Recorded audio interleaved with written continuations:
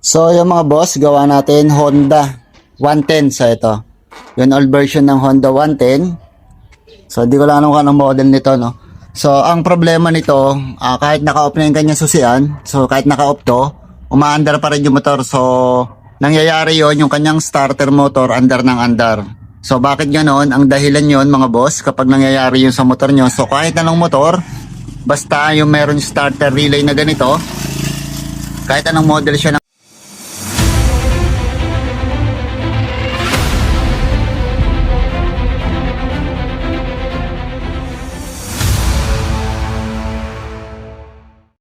motor mga boss, ang problema nun ay yung kanyang starter. So yung ganito, yung starter relay mga bossing.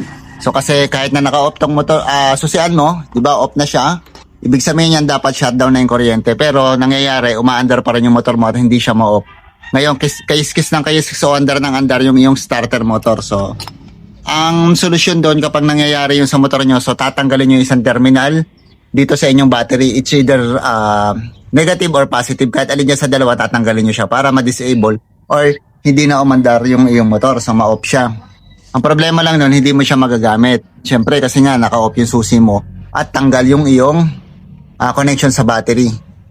So kaya the best nun, ang papalitan mo doon, itong iyong starter relay. Kasi nangyayari yung ganun mga bossing, nagkakaroon na ng problema yung starter relay, hindi na siya nagsha-shut off.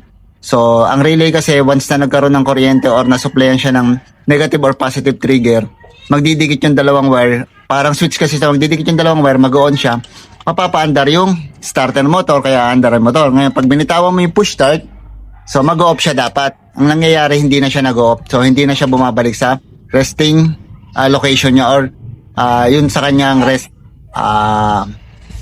sa kanyang dapat na yung ma-off pa siya dapat. So yun, so hindi natin masabi, basta dapat siya ma-off once na binitawan mo yung iyong push start button. So ang nangyayari, hindi nga siya na-off. So pwede nyo siyang palitan. Ngayon may tendency naman kasi minsan nagloloko lang siya, pero gumagana pa rin siya ng maayos. Tulad nito, hindi ko naman siya pinalitan, so tinanggal ko lang siya tapos binalik ko ulit, naging okay na siya. So ngayon nangyari yun, sinubukan ko pa ulit-ulit siya, hindi naman siya nagloloko na. So ayan, pakita natin sa inyo. So ito, pakita natin sa inyo, no? Kinabit ko na yung dalawang terminal ulit niya sa battery.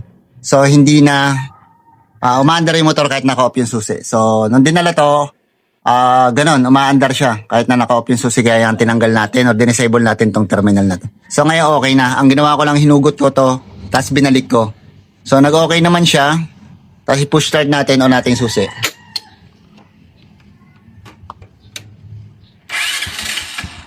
So ayan. So umaandar pa naman siya kapag pinush start mo. Yan. Tapos pag in-off mo yung susi, hindi na ulit siya nagloloko mga boss. Off natin susi. So yan, naging okay pa siya, kaya may tendency lang na nagloloko na yung kanyang starter motor. So halimbawa naman wala kayong mabilihan nito, pwede nyo i-modify, gumamit kayo ng ganito. So depende yan sa gumagawa. So sa akin naman, dahil nga sa gumagana pa siya at okay pa naman, so maaaring nagloko lang, ang gagawin ko dyan, kukunin ko yung negative, ito yung negative supply na nagsusupply sa ating buong motor. So yan, kasi itong wire na to, yan, dalawa yan, ito yung kanyang papunta sa kanyang starter motor, itong red na may white. So papunta yan dito sa starter motor, dito yan, dito yan mga bossing. So dyan yan papunta. Tapos ito naman kulay red na to, yung pure red na may karuktong na maliit red na red, galing naman yan dito sa battery. Ito yan yung malaking wire na to, itong high tension wire na tinatawag, yung malaking wire. So yan, mataba. So ang gagawin mo dyan, itong maliit naman na to na red, ito naman yung nagsusupply sa ating mga motor sa accessory natin. So siya yung nagsusupply. So ang gagawin ko, tatanggalin ko to, puputulin ko na yan kasi dito yung nakakabit eh. Puputulin ko yan, tatanggalin ko, tapos lalagyan ko ng I-terminal, irerekta ko na dito sa battery. So ganun din naman yan, parehas lang ang function nung, kaya lang ito kasi dito nakakabit. Tapos ililipat lang natin siya direkta na sa battery with I-terminal na nakahina. So bakit ko ginawa yung mga bossing? So ito para makatipid ka, kasi nga tulad mo, nagpapagawa ka, nakita mo okay naman, okay pa. So hindi mo pa siya papalitan or wala kang papalit, wala ka pang budget pamalit nito. So palagay natin na nagtitipid ka or talagang tight budget ka. So yun ang gagawin ng paggawa mo sa mekaniko, tanggalin niya, or ikaw na lang bossing, kaya mo yan, tanggalin mo yan. Tapos rekta mo lang dito. So, yun ang gagawin natin. So, bakit natin ginawa yun? In case na magloko ulit siya, magloko ulit tong iyong starter relay. So, syempre, nandito yan sa loob. So, mahihirapan ka kalasin yung buong pairings ng iyong motor. So, napakahirap kasi kalasin itong ganitong klaseng unit ng motor o ganitong model ng motor, itong Honda na to. So, hindi ka na magbabaklas ng buong motor mo na magagamit mo pa rin yung motor mo. Kasi nga, ang paraan lang daw para mamatay yung motor mo, i-disable mo yung battery. So, hindi mo naman siya magagamit. Kaya ngayon, tatanggalin mo siya, ililipat mo dito. Ngayon, kapag nangyaring ganun pa rin, tatanggalin mo to. Itong high tension, tapos iba, ang iiwan mo lang o i-retain mo lang itong kinabit mong to. Yan. Para in case na nasa malayo ka, gawin mo, tanggalin mo lang itong high tension, tapos iiwan mo lang yun, maliit na kinabit mo rito. So, papakita natin sa inyo yung kakabit ko rito. So, kung anong mangyayari. So, under pa rin yung motor mo, gamit na nga lang ang kickstart. Pero at least, hindi na masisira yung isang starter motor at makaka-under ka pa rin or makaka-uwi ka pa rin sa bahay nyo. Once na magloko ulit yung starter relay mo. So, yung mga bossing. So, yun ang purpose nun sa gagawin natin ganito. Kasi ito, okay pa naman yan. Tingnan nyo. Hindi naman siya nagloloko ngayon. So, yan, on natin ulit. Yan, hindi naman siya nagloloko. Kaya, nakakapanghinayang na palitan, lalo na kung medyo tight budget ka kasi nga medyo mahal din to, nasa 350 to. So depende sa shop kung magkano yung benta nila, 350, 450, so nakadepende na yon. So dito ikaw lang kaya mo nang gawin. So yun lang. So lipat ko sa inyo tapos papakita natin kung paano ko siya ginawa na ilipat dito sa battery mga boss. So ito na siya mga bossing. So ayan, ito yung nakita nyo tong white na maliit na to ng wire na to, red na may white. So ito yan. Ito yung pinutol natin na sinasabi ko sa inyo kanina. Ayan siya. So itong wire na to, karuktong naman yan dito sa fuse. So yung nakita nyo naka-fuse. So ito. Tapos itong karuktong niya, ito yung nagsusupply ng buong positive ng ating motor. So ito naman malaking wire na to, ang sinusupplyan lang nito ay yung ating starter motor. Ito pa lang ating starter relay yan. Itong malaking wire na to. So yan. So nakatanggal na siya. So hindi gagana yung motor, syempre pag inon mo. So, hindi ang gagana kasi syempre, disable yung positive. So, ito yung naka-disable mga boss. So, ikakabit ko to.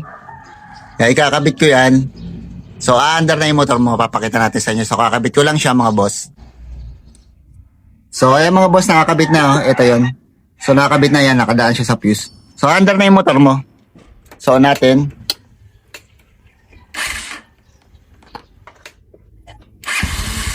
So, yun. Na-under na siya. Ngayon, nangyayari nga 'di ba na nagloloko yan yung starter relay. So ngayon kasi hindi. So ayan. So paano pag biglang nagloko siya, nangyari ulit 'yon kasi hindi naman tayo nagpalit nga. So ganito naman ang gagawin mo. So tatanggalin mo ngayon tong high tension o yung itong malaking wire na to. Ayan. Itong malaking wire na to, tatanggalin mo tapos i-retain mo lang tong inilagay natin na bago. Re-retain mo lang siya. So yan, tatanggalin natin siya mga boss. Kita naman natin sa inyo. Halimbawa lang na sample lang, no, isipin niyo na lang na nagloloko ulit, no, umaandar ulit yung starter motor, no, kahit na naka-off yung susi. So yan. Ang gagawin mo noon, tatanggalin mo to. Yan, alisin mo lang to.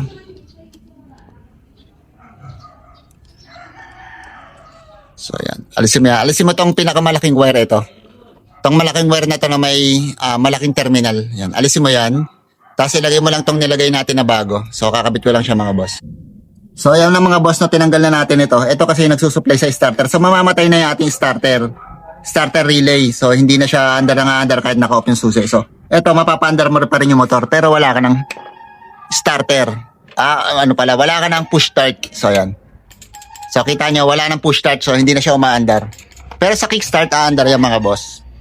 So ito yung sinasabi natin na in case na mangyari sa inyo to ulit or nasa biyahe kayo dahil nga hindi kayo nagpalit. So ayan. Para lang magamit nyo ulit yung motor. So ayan. So under pa rin siya. Pero pa rin busina yan.